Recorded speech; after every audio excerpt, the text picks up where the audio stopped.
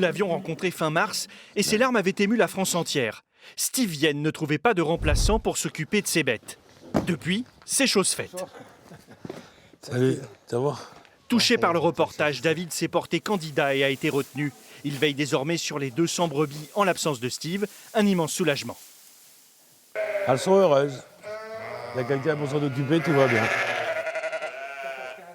Elles sont entre de bonnes mains, je peux rester à l'hôpital. Il y a des jours où je ne viens pas du tout à la ferme, je sais que David y est là, je ne suis pas embêté du tout. Dès le premier jour, le courant est passé entre les deux hommes. En fait, quand on était arrivé ici, il y avait une brebis qui était couchée sur son côté. C'est vrai. Et ça, c'est l'instinct. Hein. Après, c'est comme faire du vélo, ça s'oublie pas, quoi. Donc, je suis passé par au-dessus et j'ai été redressé la brebis. Et ça, Steve, ça a dû le marquer.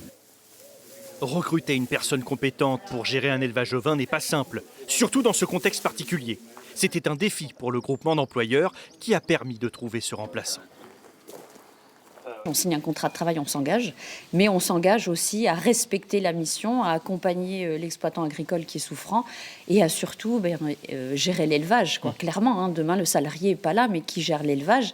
Depuis le reportage, Steve croule sous les messages de soutien venant de toute la France. Coup de téléphone, monsieur Vienne, oui. On vient de vous voir à la télé, c'est touchant. Si vous avez un coup de main, je suis là. Je me demandais ce qui se passait. Et ça a duré pendant plus d'1 heure, comme ça, le téléphone non-stop, non-stop. Et puis depuis ce temps-là, en fait, c'est entre 80 et 100 appels par jour. Des témoignages qui l'aident dans son parcours de soins. Fatigué, très fatigué. Mais on va arriver à la moitié du traitement dans 8 jours. On voit la porte qui s'ouvre loin. Steve s'est donné un objectif, se rendre à Paris l'an prochain pour participer au Salon d'agriculture.